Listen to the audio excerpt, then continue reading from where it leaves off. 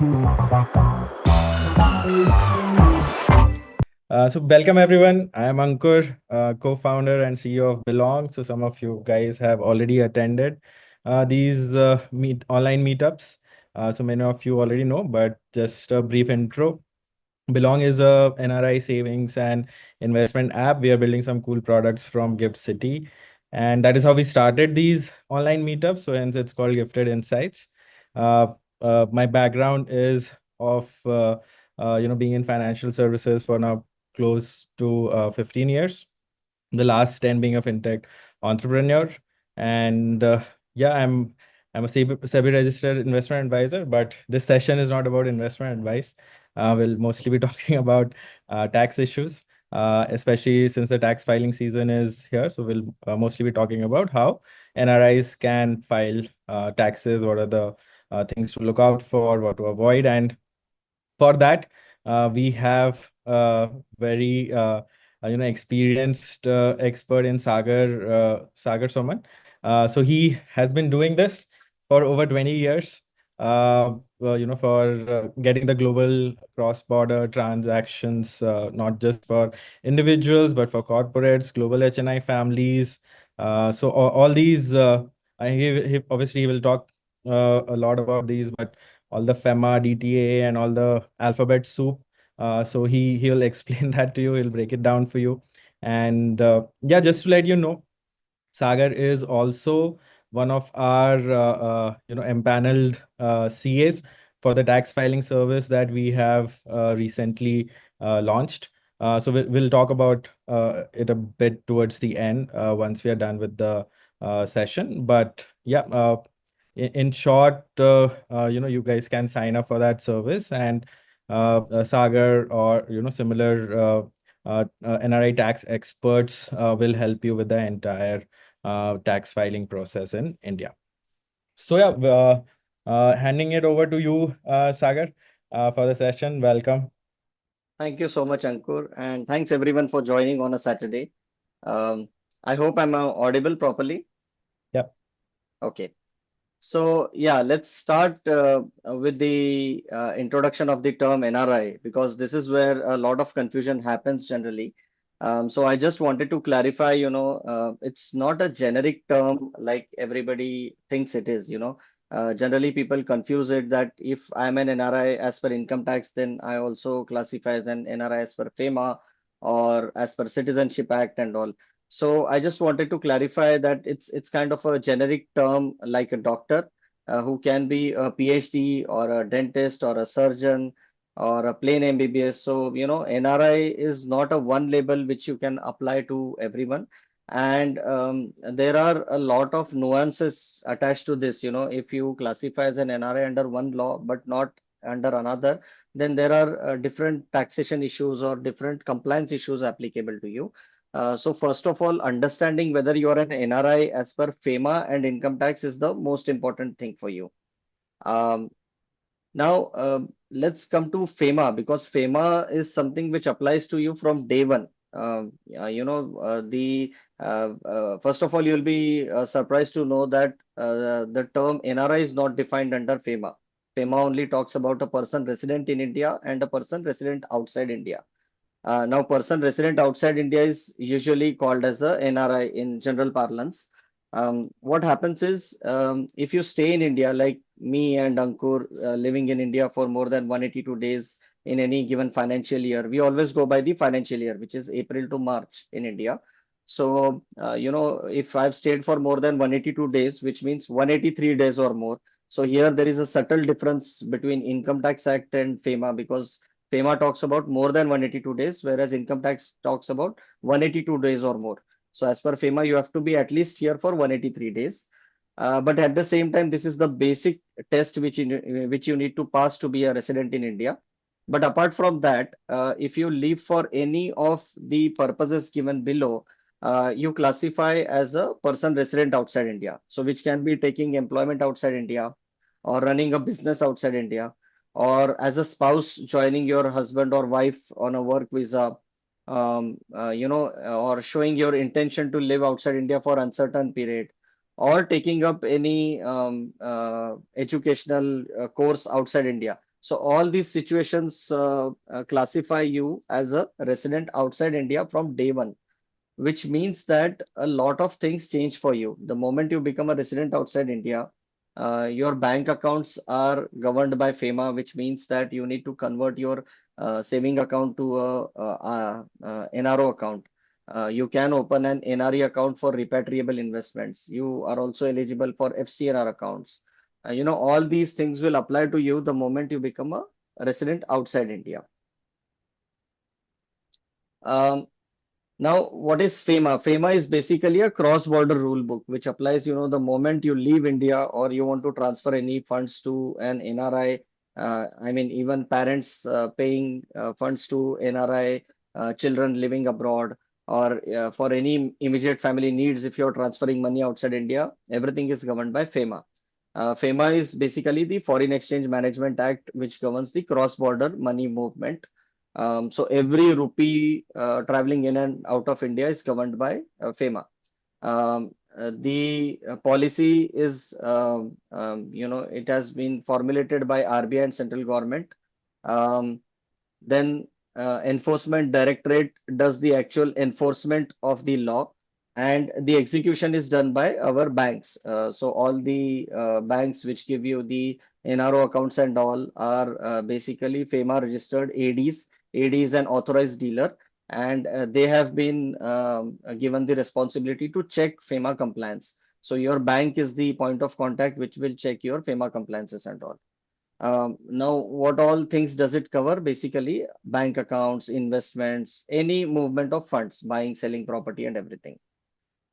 Now, let's compare FEMA with income tax. So, FEMA is basically like a traffic signal for your international money movement. So, at the junction of international transaction, you have to every time check whether FEMA allows me to do this. Is it permitted, regulated, or prohibited? So, these are the three categories like a red, green, and yellow signal. So, you have to check whether FEMA allows you to enter into a particular transaction. And income tax is kind of a toll plaza at the end of the road. So you cross the signal, you reach the end of the road. Income tax is just a toll plaza which will decide how much tax you need to pay. It will just classify you into three different lanes. One is ROR, one is RNOR, and third is NRI. And based on that classification of that lane, it will tax you. No matter whether you have broken a signal or not, income tax will still charge you. So it doesn't matter. But at the same time, it doesn't mean that since you have paid the tax means you have regularized your FEMA non-compliance. So you can still be non-compliant with one law at the same time paying tax in the other one. Now, we have already studied what a residential status as per FEMA is. Let's come to the residential status as per Income Tax Act. Now consider this to be kind of a CCTV on that same toll plaza. It will just calculate the number of days you stayed in India. So how many days have you traveled in India will basically determine whether you are a resident or not. So there are broadly two categories. One is a resident, second is a non-resident. But within resident, there are two subcategories. One is a ROR, which is a resident and ordinarily resident, which is just like me living in India, working in India. I am a ROR. And the other one can be RNOR. RNOR is basically a transitionary stage for returning NRIs. So at the start, we had a discussion with Jugal, who lived in US for 27 years. He's come back to India. So he must have probably classified as a RNOR for first couple of years. Because even though he stayed in India for more than 182 days, so that's when he became a resident. But still, if he checked his RNOR status, there are two classifications still available. If he's non-resident in 9 out of 10 previous years, he still classifies as a RNOR. Or if his cumulative stay in India is 729 days or less in the last 7 financial years. So within that also, if you're covered, you still become a RNOR. So what are the benefits? We will come to it in the later slide. Second is for people leaving India for job. If you're taking up an employment outside India, then you have to be in India for 182 days or more. Only then you will be classified as a ROR, meaning which your foreign salary won't be taxed immediately. So that's the biggest benefit. If you're planning to leave India for employment, you should plan in such a way that you should be in India for 181 days or less. The third category is for people coming back to India. who have a substantial Indian income. So let's say in the middle of the year, you are coming back on a job offer to India, wherein your salary would be 15 lakhs or more in India. In that case, if you are living between 120 to 181 days, you still classify as a RNOR by default. Again, which means that, for the part of the year that you lived outside, your global income is not taxed in India. So that's the benefit given to citizens or PIOs living or coming back to India. Now, once you decide your residential status, which is purely based on an arithmetic calculation for the last financial years, several financial years. Once you decide that, then you have to classify your income in three major buckets. One is for whatever is the Indian sourced income, that will always be taxed in India.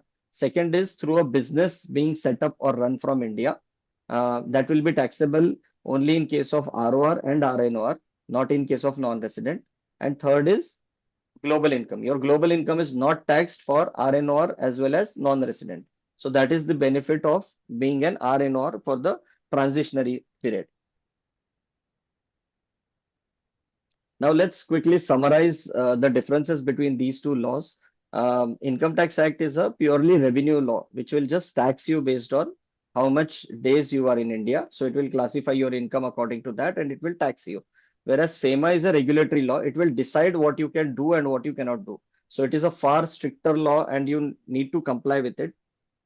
Second is, as per Income Tax Act, it depends on the residential status on the number of days you spent in India. Whereas under FEMA, it's like an immigration officer asking you for the intention of leaving India. So it all depends on the intent, why you're leaving India. The residential status for Income Tax Act, we usually check around 31st July. That's when the time we file our return. So for the last year, we calculate what was my residential status and pay tax depending on that. Whereas under FEMA, you have to check your residential status every time you are doing a financial transaction, because that will determine whether you're allowed to do it or not. Now, the purpose of Income Tax Act is to basically tax your income, whereas FEMA will govern the cross-border money movement. So anything involving movement of funds will be governed by FEMA. I hope the residential status part is clear. If there are any questions, we can take it up at the end as well. Now, coming to the income, how do you tax the income? This is pretty much similar to how for an Indian resident we do it. We classify the income in five broad categories. First is income from salary.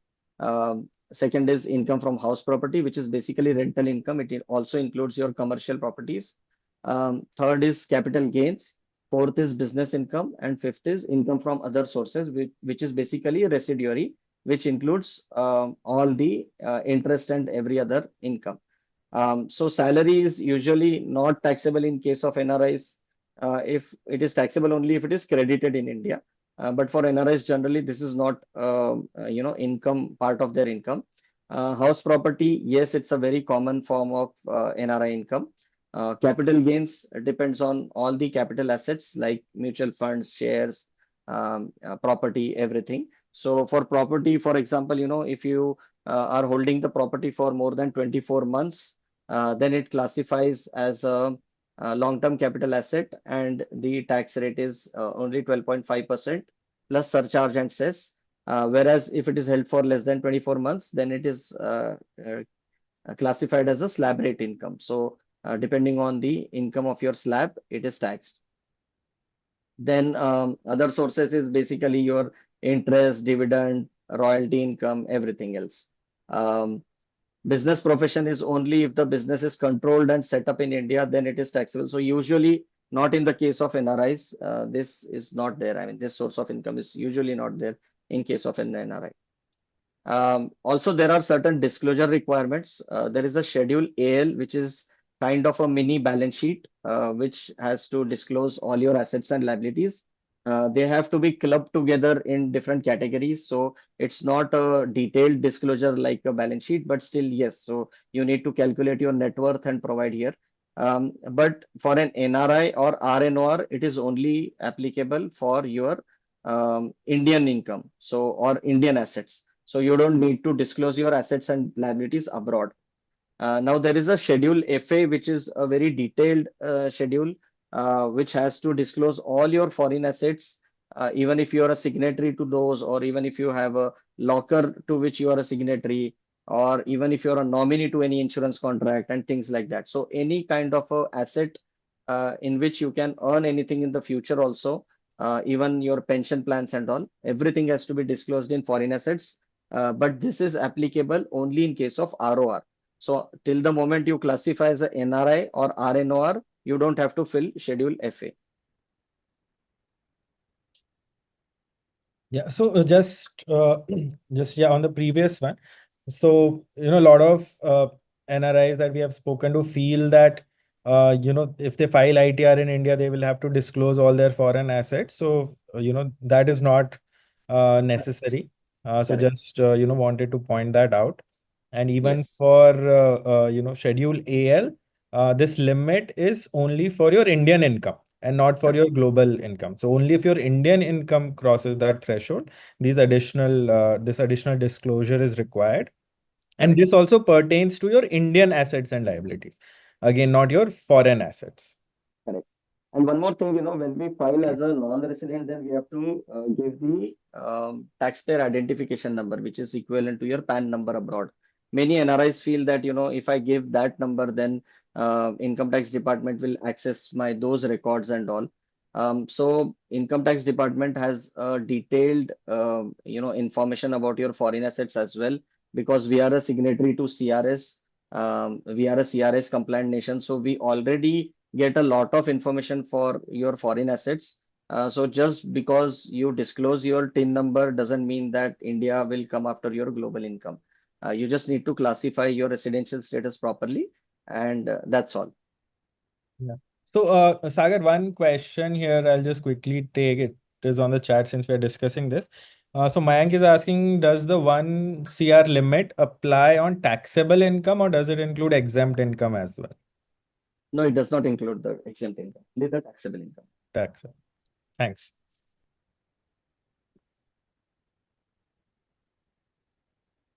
Now we have already covered a few points here. What are the disclosure norms in Indian ITRs? Basically, your entire Indian income is uh, to be disclosed. So even if it is exempt income like NRE interest or FCNR interest, that has to be disclosed. Your assets, whatever assets you hold in India, just because you are not eligible to have a saving account does not mean that you will not disclose it in your ITR. We have just mentioned that a non-compliance with FEMA does not mean that you have to again non-comply with Income Tax Act. So Income Tax Act says that all your Indian assets have to be reported. So just because you did not change your saving account to a NRO account, you will hide it. That's not the case, because anyway you have given the PAN number to the at the time of KYC. So they already know all your bank details, all your FDRs, everything is mentioned in your AIS TIS reports also. So the income tax department is very well aware of all your bank accounts. So it's best to report everything, and it is mandatory as well. Even your NRE, FCNR deposits need to be mentioned. Next is your dormant accounts. If you have opened an account long back and you've forgotten about it, or if it is dormant for sure, then you can just skip it, and that's fine. Um, Also, one of your account, preferably an NRO account, needs to be validated for the refunds. So you have to pre-validate that account through the OTP and all. And once that validated, then the refunds can flow seamlessly into that account. The other portion of Schedule AL and FA we have already covered. Um, AIS is Annual Information Statement and Taxpayer Information Summary, TIS. These two records show your entire income earned during the year, how much TDS has been deducted and everything. Cross-checking this data at the time of filing your return is mandatory. If there is any mismatch, it can invite scrutiny. Again, proper disclosure keeps your KYC records proper. So if you have properly done your KYC in the banks, they'll deduct proper TDS on those accounts being an NRI. So to bring harmony in your ITR, you need to regularly keep on updating your KYC with banks and all the financial institutes. Now there is a special section 195 which talks about the TDS for NRIs. This section says that any payment in the nature of income being made to an NRI has to be taxed. I mean, withholding tax applies to that under section 195. There are some special income cases like in case of capital gains and all, where there is a special rate of income tax. There, the similar rate is given in section 195 for TDS also. For example, when you sell a long-term capital asset or a property, then the TDS rate is 12.5%. So same TDS rate is mentioned in section 195 for property. But for any other income which is taxed on your slab rate, the rate is 30% plus cess, which is around 31.2%, which can include your NRO interest or any other income, interest or regular income that you are getting in India, even the rental income. So all these things have to the TDS has to go through under section 195. Now, for example, if you have a property in India, you have given it on rent, the tenant is responsible to deduct TDS at the rate of 31.2%, which is stipulated under section 195. He has to take the TAN number, which is the tax deduction account number, and he has to do all the compliances of regular return filing for TAN and all. So it is the responsibility of the tenant. So anybody making a payment to a non-resident is made responsible to comply with section 195. Similarly, in case of sale of property, the TDS rate is 12.5%, whereas in the case of a resident Indian, it is only 1% exceeding 50 lakh rupees. So even here, the responsibility is on the buyer to take a TAN number, deduct proper TDS, and make the payment to the NRI. Of course, fund houses or the insurance companies, they all are compliant. So there are hardly any issues if you have done your KYC properly. But in case if you have a resident demat account and if you are still transacting through that demat account, there are chances that TDS won't be deducted under section 195 because the fund house does not know about your non-resident status. So that's why doing KYC properly with them is also very important. Now, if you feel that the TDS rate is too high and it will amount to blockage of your cash flows, then there is a provision under section 197 wherein you can approach your jurisdictional assessing officer, who is a JAO. You can approach him. You can e-file form 13 that your capital gain is not that much, so unnecessarily going through that much of TDS would be big pain on your cash flows. Then the assessing officer, on being satisfied based on your calculations and all, he'll ask for all the documents, your sale deed or agreement to sale, your purchase deed and everything. Depending on that, if he's satisfied, he can issue a lower tax deduction certificate or a nil TDS certificate also in case of loss. And on the basis of this certificate, you can provide this certificate to the buyer and he'll deduct TDS at a lower rate. But this is a long process because it is a manual process. You have to manually approach the AO. Although the form 13 can be filed online, but then after that you need to take the entire set of documents and approach him physically. So it's a long process. It takes some time to get such certificates. So you need to plan ahead if you are planning to sell any property and if you want to obtain such a certificate. Now, even if your TDS is deducted at, let's say, this higher rate of section 195, that's not the end of the day. You can still file your return at the end of the financial year. Usually it is around 31st July. This year it has been extended to 15th September.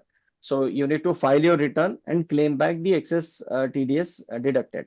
So that's just a calculation or an advance tax, let's say, deposited on your PAN. That's it. So it's not the final tax liability and you can of course claim it back.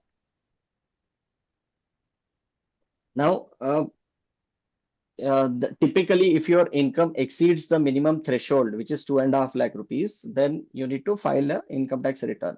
There are certain other conditions also where your certain expenses are higher, like club memberships and all those things are there. Then also you need to file your ITR. But let's stick to the basic rule of 2.5 lakh rupees. Even then, if you feel that after taking certain deductions or after claiming certain benefits, you would be below 2.5 lakhs, then still filing your income tax return is mandatory. all those exemptions can only be claimed when you file a return. So without filing a return, it's kind of a half-baked story, and the income tax department can only see your AISTS reports, and based on that, system-generated notices get issued. So basically, non-filing of an income tax return also attracts a penalty of 5,000 rupees. So such kind of notices get automatically triggered if your income is showing beyond that. So it's always better to keep filing your income tax return in India, because that's when you can say that, hey, look, my residential status is a non-resident, so some of my income is exempt, or my NRE interest is classified under exempt income. So all these things, you can claim only when you file a return of income and you come forward and show that you're a non-resident. Otherwise, maybe, the last time you filed your return, you were a resident Indian itself. And since then, the income tax department doesn't know that you have become an NRI. So it's always a good practice to keep filing your returns. Secondly, if there is any TDS, as we just mentioned under Section 195, the TDS is heavy. So if there is any TDS and you feel that you are below the exemption limit, then of course, if you file a return, your chances of getting a refund is also high. Also, the TDS rate is 30%, but the income is taxed at slab rate. So initially, it's up to 2.5 lakh rupees, it's exempt. Or if you opt for a new regime, then up to 3 lakh rupees, it's exempt. Then from 3 lakhs to 7 lakhs, it's only 5%. So let's say if the TDS is deducted at 30%, your tax liability is just 5%, you can still claim back a refund on this. Again, if you don't file your return within the given time, which is 31st July for this year, 15 September, then you cannot carry forward your losses also. So to carry forward the losses, filing your return on time is mandatory. Again, loan processing and all need your ITR proof for several years. Also, if you don't file return properly, then there can be increased scrutiny, including your home country where you are filing your income tax return. They may also ask you for proof from Indian income. These are some of the other benefits of filing, even if you are below the threshold.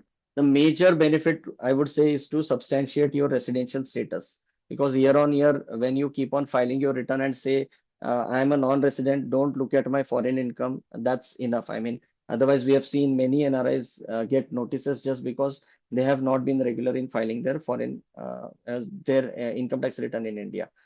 Secondly, if you are buying any property, uh, beyond 30 lakhs or so, even if it's taken on a home loan, still you need to file your return. If you don't do that, then the entire property purchase value can be taken as your income, and suo moto notices can be issued. I have handled such cases in the past as well, where the entire amount was taken as a home loan, but just because the return was not filed, and the person got notices that this is your income and we are taxing the entire income of whatever house property you purchase. So such things can also happen. It's always a good thing to keep on filing your income tax returns.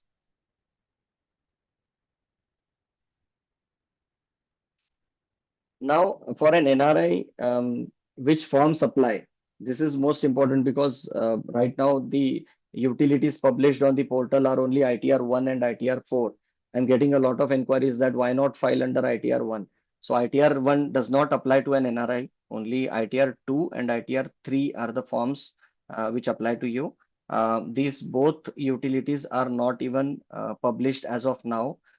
So we need to wait till the time we get these utilities, and then initially there are some troubleshoot also happening. So it takes some time for regular filing to start. We hope this to be resolved in the next 10 to 15 days. But then yes, ITR-2 and ITR-3 are the two forms that apply to you. ITR-2 is for most cases because business income is usually not there in case of an NRI. So ITR-2 is the form which apply to you. ITR-3 is only in case if you have a business income from active business being generated from India. Um, the deadline we have already mentioned, it's 15th September for this year, and maybe it can get extended as well. Yeah. So Sagar, a quick question here. So I think NT had asked this, so I think this query is now clear which form to use. But just an example of professional income. So let's say if I have I've done some freelance work, or I was a consultant for something in an Indian entity, and that income. So does that come under this professional income? Yes. So income from business and profession both are here. So it can Okay. be a professional income or a business income, both. So let's say if I am a software engineer and I did some freelance work for someone in India, so that would come under this professional income. Correct. Correct. Yes. Got it. Thanks.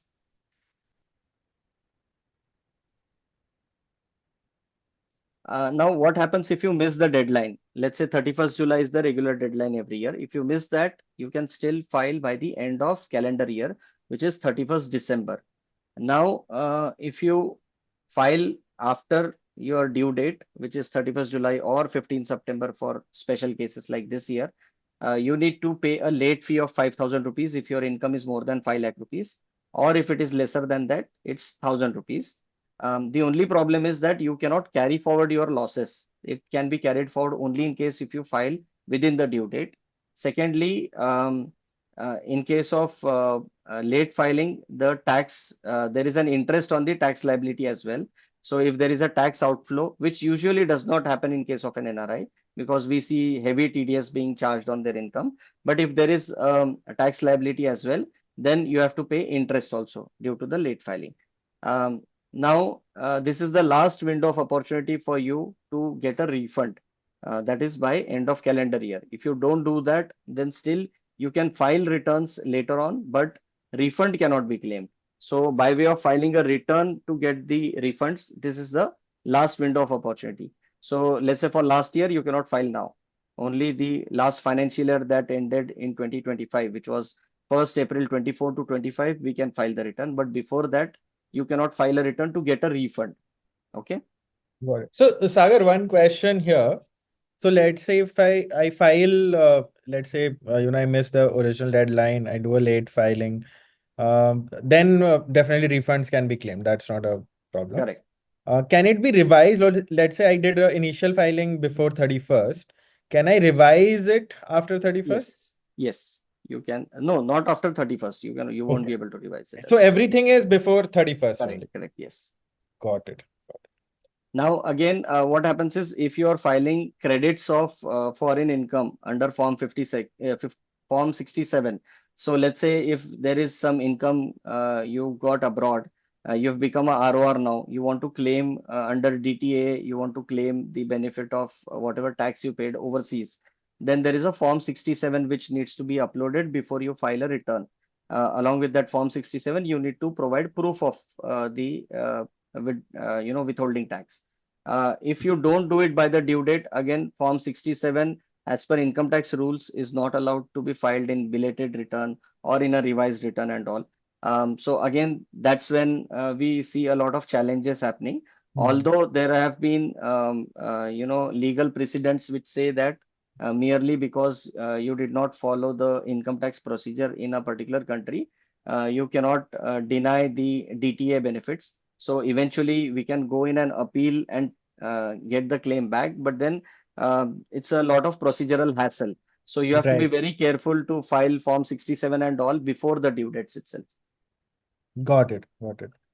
So in short, like let's like we should stick to the original deadline as much as possible. Absolutely. Worst case is this 31st.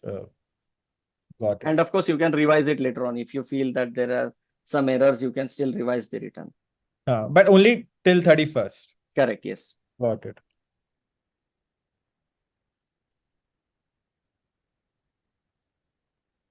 Now, there is a special window of opportunity for people who have missed to pay tax.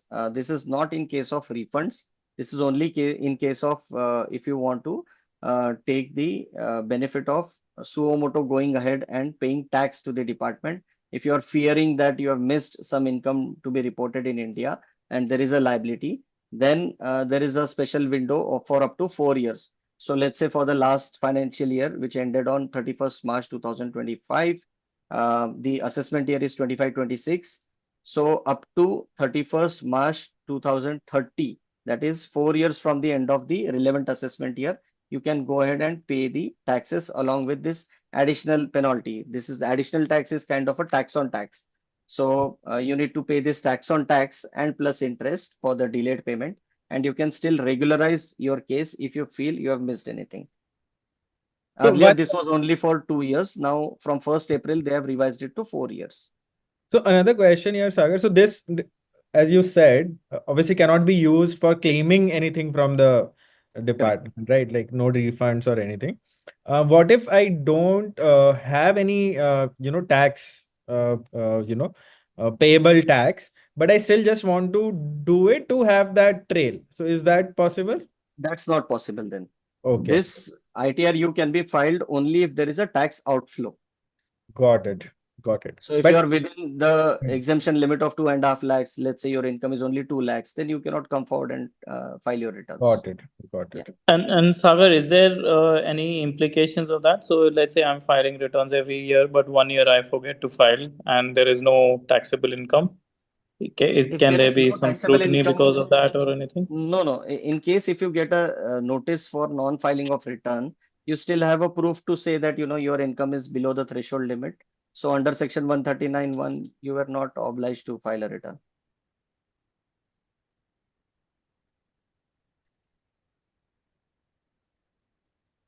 Now, let's take a special example of India UAE DTAA. What DTAA does is that it gives you special income tax rates in certain cases or special exemptions also. DTAA is basically a double tax avoidance agreement between two countries. It can be any two countries. India has signed DTAA with almost 90 countries, and we have, for many countries, we have beneficial tax rates as well. So for example, with UAE, we will analyze a few clauses. Interest income, although as per section 195, the TDS is higher, but as per India UAE DTA, the tax rate is only 12.5%. So even if there is excess TDS, you can always file a return along with proof. So for proof, there are some documents to be submitted. We'll cover it in the next slide. But again, you can claim this benefit of India UAE DTA, and you can claim back the excess TDS suffered from the whoever financial institute is there. Now, dividend is taxed in the hands of ultimate taxpayer.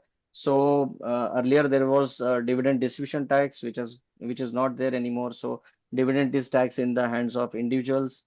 Now again, India UAE DTA allows you to claim up to 10% of the amount only as tax. So any excess tax paid can be claimed back as a refund.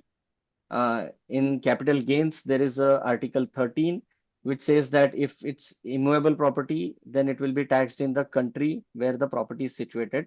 So, for example, if you sell a house property in Mumbai, the tax will have to be paid in India itself. For shares and securities, again, if it is Indian shares and securities, you need to pay tax in India. But there is a residual clause which says that whatever is not mentioned here will be taxed in the country of residence of the taxpayer. So under this clause, mutual funds can be interpreted. There are several case laws which have given favorable judgments. Under this, if you get any mutual fund income in India, you can claim it as taxable in UAE. And since there is no tax in UAE, you can, get away with 0% tax on such income. So, Sagar, obviously this has been like the hot topic of this season, especially with all the press coverage it has received. So there are some questions, people had sent in while they're registering for the meetup, as well as some on the chat. So I'll just quickly take a bunch of them. So one question from Karthik is that what about ULIPs? Can they also be considered under the residual clause? Like, will that be exempt, or like what is the opinion No, here? no. ULIPs are not exempt. ULIPs are not exempt. Got it. Then think there was one question, like, is it necessary for let's say NRIs in UAE to obtain a TRC for Yes, filing? we'll come to that in the next slide. We have Got covered it. that in the next one. Got it. And yeah, I think then we can take, I think another question also similar to that on the TRC, so we can take it there. So, if you want to claim this benefit, then how will you claim it? First of all, the Indian income tax authorities need to know that you are a resident of that particular country to be claiming the benefit, right? For that, you need to obtain a TRC. TRC is a tax residence certificate, which is basically a certificate saying that you are a tax resident of my country. So, let's say Dubai will give you a TRC saying that you are a resident of Dubai. Now, how to obtain that? It is your local tax authorities which will provide you that certificate. Some countries even give you free of cost, like in case of Luxembourg, you just email them and you get a TRC. Some countries you have to go through a CA, and there are charges for that. Then you, whenever you want to upload this TRC, there is a form 10F along with which you upload a TRC. So kind of an attachment to that, similar to a parallel case of form 67 that we mentioned. So here form 10F, when we upload, you have to again give all the details that you are a resident of which country, what is your address and all those things. So along with that form 10F, you attach the TRC, and that's all. Now, all these provisions apply in case of, intention of not evading taxes. So if they find that there is a intention of evading tax and due to which you have done this, then there are some provisions which will hit, and then they will check, or they will actually vet your claims. So these are the provisions given here. That's all. I mean, that's the procedure to claim the benefits under a DTA. Any questions around this? Yeah, One I more, think yeah, sorry, one more thing to add yeah, is nowadays Form 10F has been made mandatory. Earlier, it was yeah. just a procedural requirement, but now just because Form 10Fs are not filed, many claims are getting rejected. So it's a standard practice to upload Form 10F along with the TRC. That's the best practice to do. Yeah. Yeah, I think some people wanted to know how to get the TRC in UAE. So there is an FTA website, which is the government of UAE's website, where from where you can get the TRC issued after providing all the required documents. We'll share a blog link on that in the chat. So that is something that you can refer to. Sagar, if you want to add anything to it. No, I mean, and also you can approach a local CA for all these things, TRC and all. Got it. One thing that I wanted to point out, there was a question in the chat also, that should one do this? So see, the at least in UAE, the TRC is I think around costs around 1200 AED or something like that, right? So you have to so that's about, let's say, 25K INR. So you have to see that, okay, is the benefit that you are getting worth getting that TRC for. So you have to do a bit of cost benefit analysis to do that, to decide whether you want to go for this or not. So yeah, that's something that wanted to point out. Also, there is a chance of scrutiny as well. I mean, if there is a scrutiny in your case, and if the AO is not satisfied of such claims, then the case may have to go through appeal as well. So that is another risk that you carry. But yes, it's a settled law that you can claim such benefits, and in many cases we have already got such benefits approved. So it's not a gray area, or it's not something illegal. It's only a procedural delay that can happen. Got it. So good that you brought it up, Sagar. So I mean, this is so couple of questions, and from my curiosity also. So first of all, does India have a concept of issuing a TRC? Let's say, Yes. India also has that concept. Okay, interesting. And the other thing is this whole appeals thing. I think someone also had a question on chat. So how does this whole process work? So let's say I have filed the ITR, I have the TRC, I've filled Form 10F, and I'm claiming that, okay, this is the refund that I should get, right? Yeah. So now So what yeah. happens? So what happens is, with the return, you don't file any other documents. You just upload such declarations like 10F, Form TRC and all. You declare all the income, and then you claim it to be under DTA. So by way of which whatever TDS it has suffered, you claim it back as a refund. Let's suppose this return gets stuck into scrutiny. So scrutiny is a manual processing wherein a assessing officer is assigned who will check all the claims. Let's say if he passes an order which is adverse to what we have claimed. In that case, you have to go for an appeal. If you go for an appeal, again, the entire process is online. We can still file an appeal and we can get it rectified. So in many cases this happens, but usually that's not the trigger. I mean, DTA is not the trigger for such cases, but due to something else or misreporting, if something happens, then such cases may arise. But yeah, that's the risk that we want our clients to be aware of, that in case if the assessing officer is not satisfied, if he rejects the claim, again, we can still go for appeal and get it back. And how tedious this whole appeal process is? Like, how does it work? Like, you must have It's a seen lengthy some process. It's cases. not very tedious. It's a lengthy process. It can take up to 18 months or so for the appeal, but completely online. And you don't, I mean, the client doesn't have to be involved at all.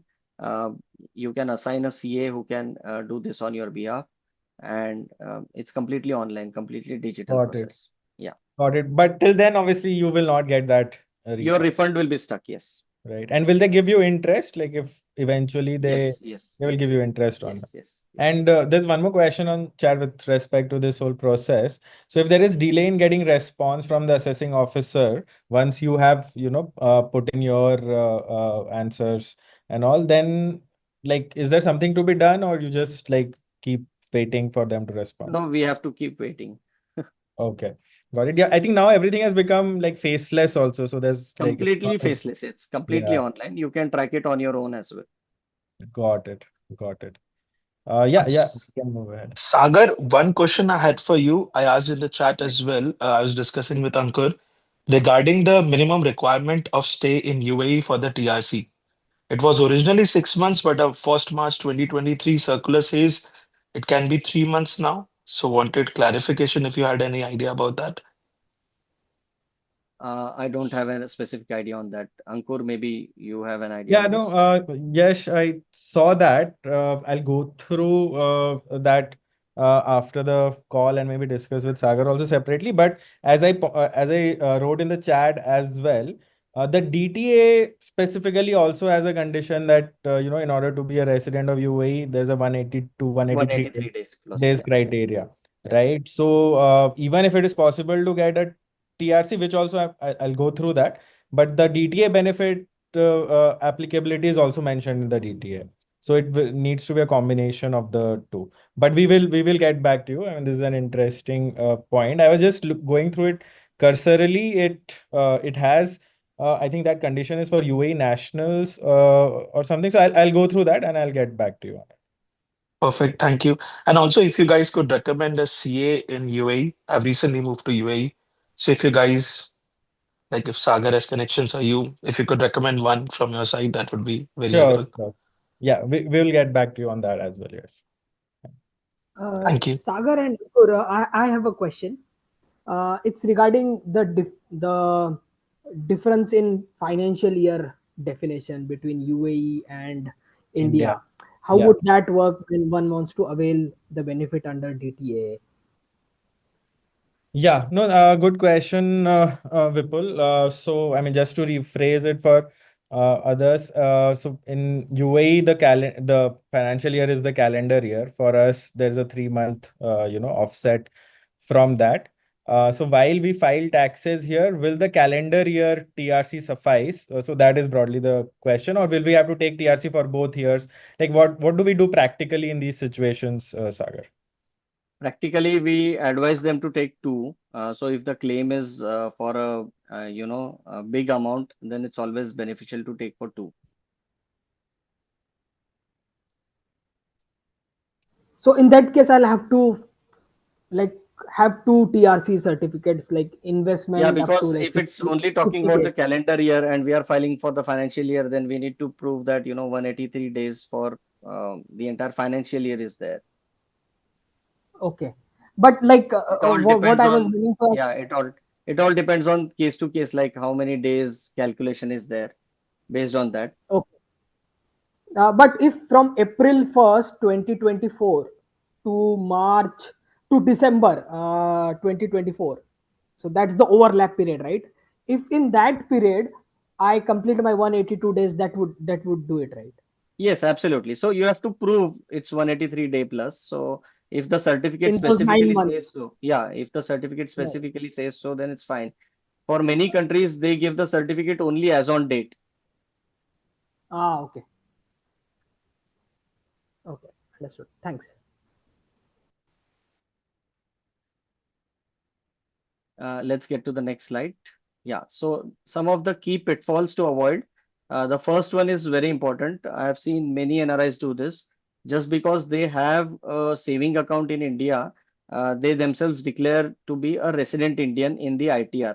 Now, what happens is if you are claiming to be a resident Indian, your global income becomes taxable by default. And that's when notices get triggered, like why did you not file a Schedule FA, which is your foreign assets schedule, or why have you not paid tax on your global income? So such kind of notices get triggered if you yourself declare to be a resident Indian. So you have to be very careful in calculating the residential status and declaring the correct status. Even if you have a saving account, that's a FEMA non-compliance, nothing to do with income tax. Better to comply with one law at a time. That's one thing. Second is you have to report all income which is showing in AIS-TIS report. If you don't, automatically system generated notices get triggered. Same is for TDS. If TDS has been deducted on some income and that income is not reported, again notices can come. Um, the exempt income like NRE and FCNR interest, although it is exempt from tax, it has to be reported in your ITR under exempt income section. Um, then you should not maintain a resident saving account. If it is practically difficult for you to come and change the status, it's better whenever you visit next, you do it in the first visit. Agriculture land, plantation properties, or farmhouses are no for NRIs. They are not allowed to hold it. A PIO, which is a person resident outside India who does not have a OCI card or an Indian passport, is not allowed to buy property in India. Then if you're getting any money from your relatives in India, there is a LRS cap of $2.5 lakh per PAN. They have to comply with this law. If you are sending money out of India, 15 CACB route, $1 million is the cap which you have to comply with. If you are splitting it across different bank accounts, still you have to maintain that limit. That is the compliance is on you. If you are selling a property in India, as we said, under Section 197, you can claim lower tax deduction certificate. So that planning has to be started well in advance because it's a manual process. And for AL, we already included this in earlier discussion that if your income exceeds 1 crore, then schedule AL you need to fill only for the Indian assets. So, That's all from my side. Yeah. yeah, Sagar, just one point. So, if you can just tell everyone what this AIS TIS is. I know maybe a lot of people are aware of it, but I also have met a lot of people who don't check this regularly. So, if you can just tell us what AIS and TIS are and what is the Yeah. significance and how we can So utilize them. correct. So AIS-TIS gives you detailed transaction level report on all your income getting generated in India. Whenever you file a return, it is mandatory for you to check whether you have included all the income in that or not. So if you are selling any property in India, it gets reported there. If you are buying anything, sale of mutual funds or interest income, everything is reported. How much TDS is deducted. Now the important part is this gets properly reflected only after 31st of May because 31st May is the due date for filing TDS returns. So whoever has deducted your TDS for the last quarter, that is Jan to March, they have to file their TDS returns by 31st May, and post which in June sometime your actual entire year's summary can be properly reflected. That's why we say not to file a return before that. So filing your return in May is technically possible, but we say not to do it because there can be surprises later on. So it's always better to wait till 15 June or so to actually check your AIS-TIS and then only file your return. You can access this through the income tax portal. There is, if you want, we can share a screenshot later on how to do that. But you can just log into your income tax portal and you can check the AIS TIS. There can be cases where your AIS TIS is showing something which is not applicable to you. So maybe a PAN mismatch, or if the property that you have sold, let's say for 40 lakhs, but it is showing as 4 crores by mistake, then in such cases you have to reply to that, saying that this is incorrect data, and they will rectify it. So that is also mandatory to be done on your end. Yeah. So yeah, Ayush is asking how can you retrieve AIS and TIS? So you can log into the income tax portal account, and from there you will be able to do it. Like you will be able to see it in one of the menu drop downs. And if you are filing a return with us, then you will get a match of, Of course. you'll get a Yeah. tabulated summary of what your AIS is showing versus what we have shown. So that also is included in the computation itself. Got it. Uh, Yeah. Ankur and Sagar, one question. I had before moving to UAE, I had three savings account in three banks, two of which I have converted to NRE NRO, but one is still remaining. Does this pose a problem? Yes, it does. I mean, it's best not to use that account till the time you don't visit India.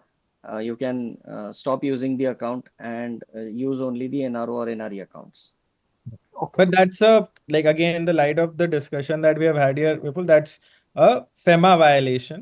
It Correct. doesn't mean Yeah. that you don't declare it in your ITR. That's not an ITR violation. That's a FEMA. Hmm. Understood. Yeah, I think we can move on. Kunal, are there any other slides? Okay, yeah, this is what I was referring to earlier. So we have launched, our tax filing service to help NRIs and OCIs to file taxes in India. And Sagar, is one of our esteemed experts on that panel. So yeah, if any of you guys are looking for assistance there, do check it out. I'll put the link there. Yeah, I think it's there on the chat. So do check it out. And now, yeah, we can open the floor for questions. A lot of the questions in the chat we have already taken, but in case something has been missed, feel free to unmute yourself. Just give a quick intro where you are dialing in from, and feel free to ask your questions. Ankur, a quick one on mutual fund capital gains. Is that a new development that it will be exempt from taxation in No, India, the or no, no, the development is not new. So it has been part of the DTA, and if I remember correctly, DTA has been around since 1990s or something. What is new is see, DTA clauses can get disputed sometimes, right? They are not as strong as clauses in the Income Tax Act themselves. So what is new is that recently there was some dispute which then went to the courts, and the court ruled in the favor of the exemption, right? So now there is like very recent rulings that have established the validity of that exemption, which is why you are hearing about it in the press of late. okay? Also, one more question Jugal had asked at the beginning, that Yeah. he's been NRI for 27 years now. For the first year, he's becoming a ROR in India. Here, what will happen is once you become a ROR, your global assets have to be disclosed in Schedule FA. You can still maintain all your foreign assets. There is no problem with that. You can maintain your stocks abroad. Everything is okay. The only thing is, if you are selling any stocks, you need to reinvest that within a stipulated time. I think it is 180 days, or else you need to bring that money back to India. But yeah, active trading is allowed, and you can still retain all your global assets. The only thing is you need to report everything in your ITR in Schedule FA and pay tax thereon in India as well. So for whatever withholding tax it has suffered overseas, we can claim it with the help of Form 67, because India, US has a DTAA, and yeah, you can still do it. I have many OCI clients who regularly file such returns in India. So can I ask a specific question? Yeah. So what happens to 401k traditional IRA? Do I have to file some additional 10EE or something? document? See, See, Yeah. what happens is any pension plan overseas is considered to be a unregistered pension in India, and whatever Okay. income you get on it is taxed in India. Although it may be exempt in US, it will be still taxed in India. We Okay. don't recognize any foreign pension except for the QROPS, which is the UK pension. So there is a Okay. special exemption for UK pension, which is called QROPS, which can be transferred in our NPS plan in India. But apart from that, for other countries, it is taxed as an unregistered pension. And whatever income you are generating, only that is taxed. So whatever investment you made is not taxed, but any profit or interest getting derived on it will be taxed in India. Yeah, but I read somewhere that if I, for traditional IRA and 401k, I can defer it till 59 and a half if I file some 21 AAA or 10 EE. Some rule is there on the first year when I become ROR. Is that So is that I need some? to check that then in that Okay. case. Yeah, Okay. we can have a one-to-one discussion on this. Okay. Okay. How do I reach out? You can contact Belong. Okay. Yeah. Okay. Cool. Yeah, I think some folks are asking what is the process of filing through Belong. So I think we have shared a link there. So that's a quick quick form that you need to fill up. It will mentioning your income sources, etc. It will help us decide the charges. And once you have made the payment, an NRI tax expert like Sagar or some of our other empaneled tax experts will help you through the entire process. Like we will file on your behalf. Obviously, you'll have to give us all the documents and all of that. So all that process is then taken care of by the Belong team as well as our tax experts. So So do you have, sorry, do you have something like an hour of consultancy before we get into the filing and all that? yeah, so A once paid service or something like that? Yeah, so there are so generally what people do is once they avail of the service, then we set up a quick call between you and the tax expert where you can like sort out all your questions, figure out how to proceed with the tax filing, which what declarations and all of that, and post that again in consultation with the tax expert. You prepare the document, send it to us, and then we take care of the rest. Okay. Yeah, so this year I'm RNOR, okay, for this year's filing. So I'm okay. I'm just planning for next year and just Yeah. trying to put things in place, right? Or at least be aware of what to expect. Yeah, no, I think that's that's the best way to go about it, Jogal. Okay, Yeah. cool. So I'll be in touch. Thanks for that. Yeah. Yeah, thank you. Yeah, feel free to unmute yourself, guys, and ask any questions. Most of the questions on chat we have taken, but yeah, so the floor Yeah, is open. sorry, just one more question on the residency status, right? So I understand there's another rule that you can be maximum 60 days in a year in India and 365 days in preceding 4 years. Correct. So how does this rule apply? Yeah, so again, maybe I can take a stab at it. So, Ram, so there are actually a bunch of conditions, right? Yeah, Take into account the number of days that you have stayed in India this year, then the previous year and all of that. yeah, What I'll do is, I mean, it's difficult to sort of condense all that into a one line. yeah. So I'll share a calculator that we have made where you can check Mhm. your residential status as per as these, that whole condition. I've shared it Okay. in the chat. I can request them to share it again. Yeah, I think, Okay. yeah. Is there on? Yeah, Yeah. yeah, You I think so. My question was more around somebody who's living abroad but not working there. So That do is the fine. conditions change for No, that? no. So whether you're Yes. working or not does not matter from an income tax perspective, right? From an income tax perspective, which is what matters when you're filing the returns, Mhm. is basically the length of stay in India. It does Okay, not because what matter I whether you are understood was it's retired also abroad. linked to, yeah, because what I understood was there's also a condition which says you should either be working there or you have your own business. So, if, for So, example, someone's retired and staying abroad, then the conditions would change. I was No, just, no, this is what under I the was. income tax law, the intent does not matter. So that is Okay. that was under FEMA. Let's say if you leave right now, Yeah. in order to work abroad, right? Then under FEMA, you will be considered an NRI, which basically means your banking transactions will be seen from that lens, which means you will be Yeah. able to open an NRE, NRO account, for example. Yeah. But from an ITR perspective, like from IT department's perspective, it's only based on, your length of stay, and there's some additional things, let's say income in India. And so all that is Okay. there. Intent is not there. It's purely based Oh, on like what you have done historically. okay, got it. Thank you. Yeah. Sagar, Ankur, I have one question regarding the filing of taxes. So once we get the TRC and also file Form 10F, so while filing the ITR-2, for all the capital gains that we might have from the mutual fund, do we actually put in the capital gains section, or does it actually go in the exempt income section so that No, it can get processed as statement?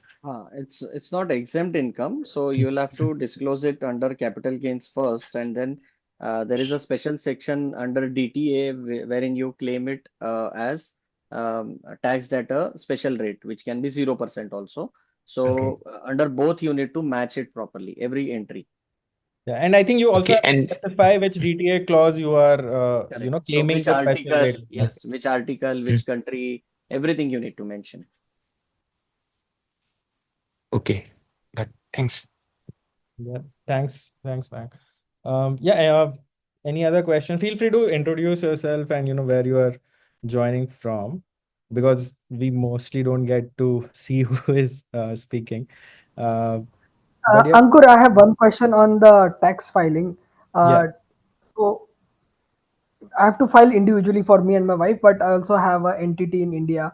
So will you also be taking care of that, or is it only like personal income tax? You also do business taxes, right? Yeah, as of now, we have only done it for individuals. But I'll have a chat with Sagar. I'm sure he has seen it all. So I'll have a chat with Sagar, and he's already nodding his head. So I'm sure we will be able to help you with it. Yeah, because Yeah, one, even for HUFs and all for NRIs, it's a good tax saving vehicle as well. So that also we can work it out on a case to case basis, no problem. okay.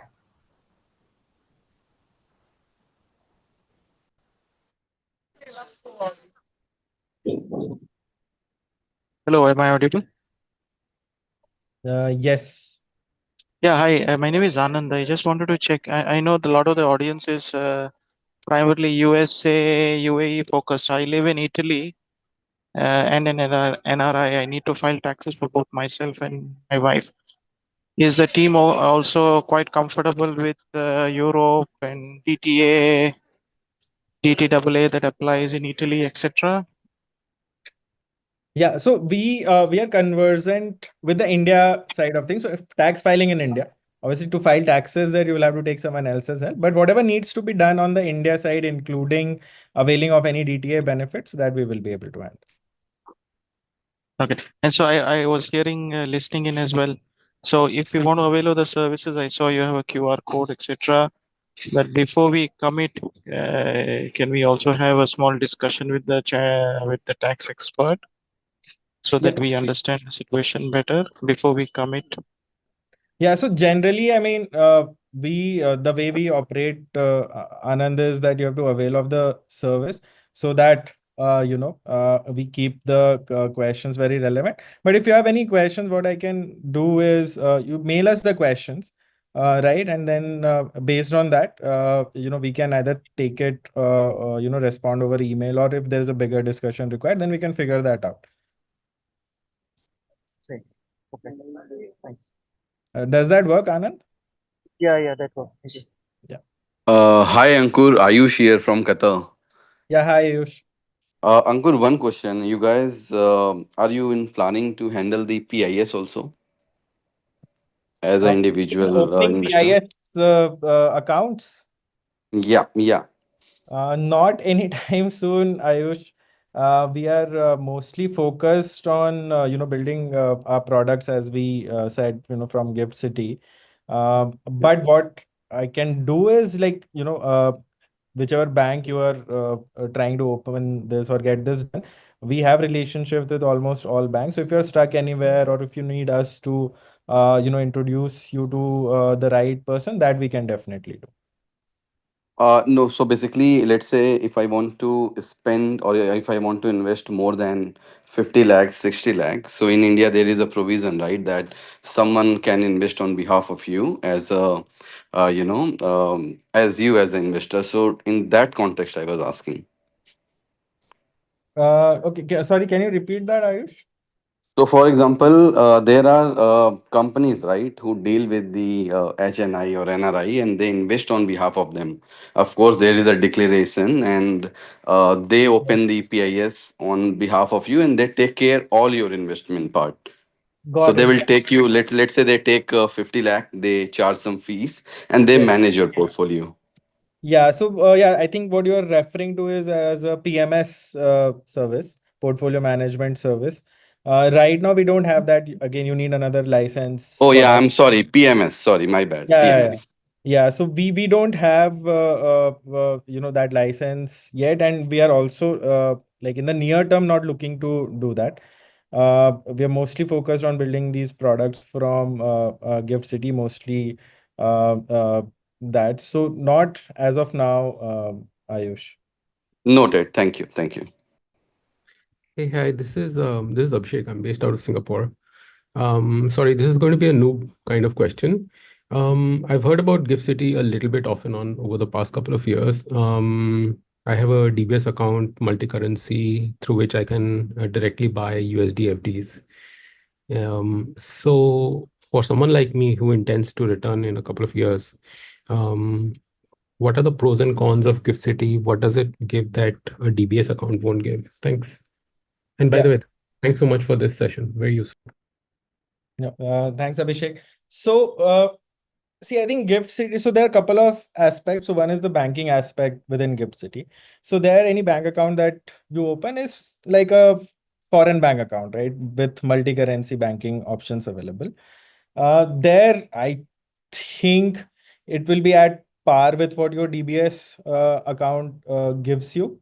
There could be differences in the interest rate and all. Generally, we have seen, Indian interest rates being better than, let's say, interest rates in UAE. Now, this also, like in terms of USD, I'm talking better than, local interest rates in UAE or Singapore and all. But in terms of, so that would be one difference.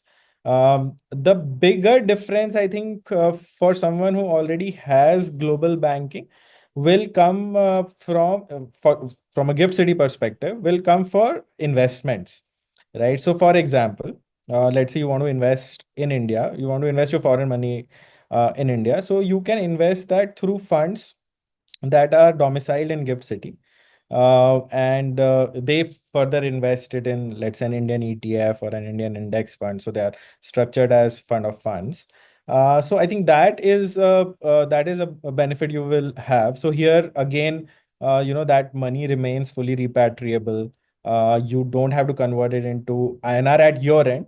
And also for this particular structure that I said, Gift City Fund of Funds investing in India, there are no capital gains, whether tax, whether short term or long term, and this is as per the Income Tax Act itself, not as per any DTA. And also, you don't even get into all those hassles of whether the appeal will be accepted, not, and all of that. So I think that will be a bigger sort of advantage.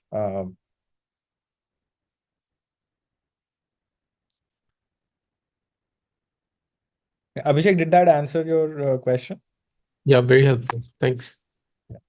So right now we have a deposit product, but yeah, since as I mentioned, we will be building the entire suite. So in a few months, so July, we should be live with the deposit product. Then around September, October is when we are looking at rolling out the funds product. So we'll be building out that entire suite from Gift City. So yeah, that will be quite attractive. Perfect. Wish you all the best. Yeah, thanks, Abhishek. So, Sagar, sorry, I had one more question. It's a very small thing, but I noticed in my AIS, like I'm an NRI based in UAE, but I had one dormant account from Zerodha which gave some brokerage receipt of only 19 rupees and it's appearing in my AIS. So my concern is even for such a small amount, do I need to then go to ITR-3 or can it be handled in ITR-2? No, this will be ITR-2. ITR-3 only comes in Mm. picture for business and professional income. Any Yes. capital gains or anything, all that is covered in ITR-2. Yeah. No, but somehow it's appears as commissions or brokerage receipt, and in my AIS it does not appear in capital gains. It's showing as business receipt of 19 rupees. So since it was such a trivial amount, that's why I was wondering. This could be like some referral thing. Yeah, I think there was some notification from SEBI that all the brokerage they need to give it back. I don't even remember when Got it was it. due. Yeah, I don't know, Sagar. I think this So is in Yeah, such a small amount, we can just show it as income from other sources. We yeah. this don't is have to go through right. that hassle of ITR-3. Okay. Thanks a lot. Okay. All right. I think yeah, we are way beyond our initial time. So yeah, thanks a lot, everyone. If you have any more questions, you can write to us. I think Savitri has shared the email ID also. It's tax@getbelong.com. And yeah, feel free to check out the ITR filing services if you have any questions regarding that. You can ask on our chat on the website as well. I hope this was useful. Thanks a lot, Sagar, for taking this very engaging session. And yeah, thanks everyone for attending. Thank you, Ankur. Thank you, guys.